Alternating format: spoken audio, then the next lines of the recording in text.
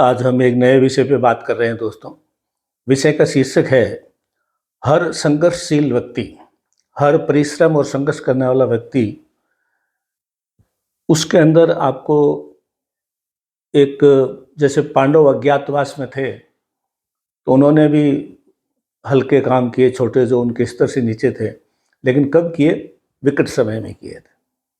तो आज जो संघर्षशील व्यक्ति है, कोई ज़रूरी नहीं है कि वो कोई कमज़ोर आदमी है या परिस्थितियों वो काम कर रहा है, लेकिन हो सकता है वो अर्जुन हो, भीम हो, युधिष्ठिर हो, नकुल हो, सहदेव हो, ऐसा हो सकता है।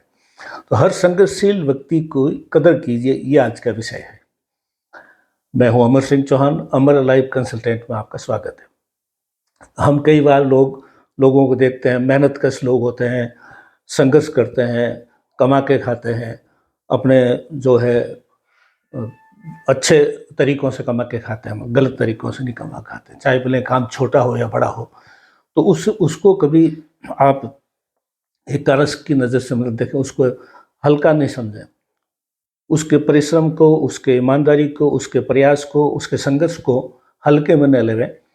ये आज का विषय हम इसलिए ले रहे हैं दोस्तों, कई बार जीवन में परिस्थितिवश किसी न किसी कारण से अमीरी गरीबी आती रहती है। किसी परिवार में अभी मान लो गरीबी है या किसी कारण से, तो कई लोग आपने देखे होंगे संघर्ष करते हुए मिल जाएंगे। संघर्ष का मतलब किसी की कार चला रहा है, कोई सेल्समैन की नौकरी कर रहा है, ये आजकल जो फूड डिलीवरी वाले होते हैं, गिग वर्कर्स हो गए, गुब्बारा बेच रहा है, कोई वेटर का काम कर रहा है, कोई लिफ्टमैन का काम कर रहा है, कोई बागवानी कर रहा है, कोई वॉचमैन है, कोई रसोईया है, कोई चाय की टपरी लगा के बैठा है, फ्रूट की रेहड़ी लगा के बैठा है, पेट्रोल पंप पे पेट्रोल भर रहा है, ट्यूशन दे रहा है कहीं पे।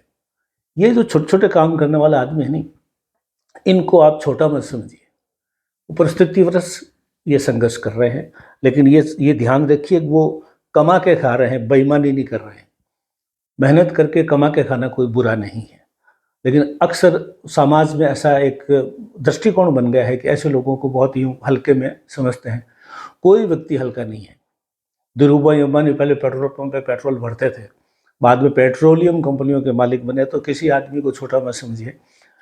रजनीकांत बस का कंडक्टर था, या कई लोग जो बड़े बड़े हीरो हैं या बड़े पॉलिटिशियन हैं, कोई पहले लेक्चरर था, कोई टीचर था, कोई गांव का सरपंच था, कोई, लेकिन धीरे धीरे बड़े से बड़े पदों पर पहुंच गए। तो आप ये ध्यान रखिए कि इसको इस रूप में समझें। आज जो मैं उदाहरण दे रहा हूँ उस उदाहरण को समझें। पांडव कितने बलवान थे, पृथ्वी तोल देते थे, लेकिन जब उनके दुर्योधन के साथ में शतरंज के पासे में हार गए, तो उसमें शर्त रखी थी कि 12 साल का वनवास और 1 साल का अज्ञातवास होगा, और अज्ञातवास में उनको छुप के रहना पड़ेगा। अगर पता लग गया तो फिर वापस उतनी सज़ा और मिलेगी। तो जब वो अज्ञातवास था 13वें साल, तो वो सब छुप के रहे थे, जैसे कि हमें मालूम है।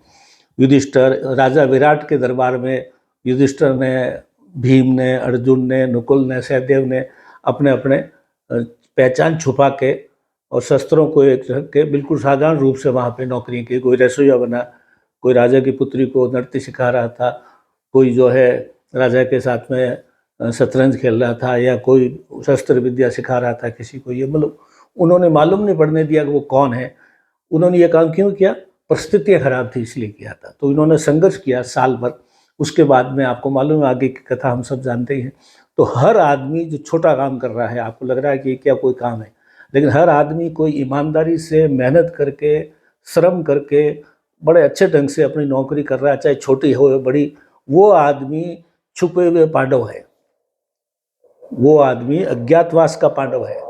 वो आदमी अपना जो है चीज़ों को ईमानदारी से कर रहा है, तो उसको आप छोटा मत समझिए। ये सब अज्ञातवास के पांडव है जो मैंने नाम गिनाए हैं। कार चलाने वाला, गुब्बारा बेचने वाला, वेटर का काम करने वाला, लिफ्टमैन है, वॉचमैन है, बागवानी कर रहा है, चाय की थड़ी लगा रहा है, फ्रूट का ठेला लगा रहा है, ये सब अज्ञातवास के पांडव हैं। तो इन पांडवों को आप छोटा मत समझिए।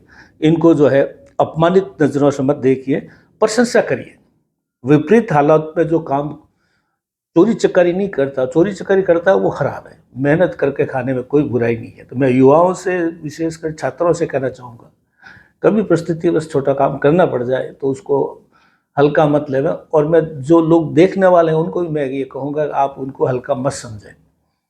क्या पता कब उनमें से कोई पांडव निकल जाए, अर्जुन निकल जाए, भीम निकल जाए, युधिष्ठिर निकल जाए, नकुल निकल जाए, सहदेव निकल जाए। तो हर संघर्षशील व्यक्ति के अंदर आपको पांडव नजर आने चाहिए कि ये संघर्ष कर रहा है, हो सकता है अज्ञातवास का पांडव है। बहुत बड़ा विषय है, बहुत गंभीर विषय है, बहुत ही सामयिक विषय है।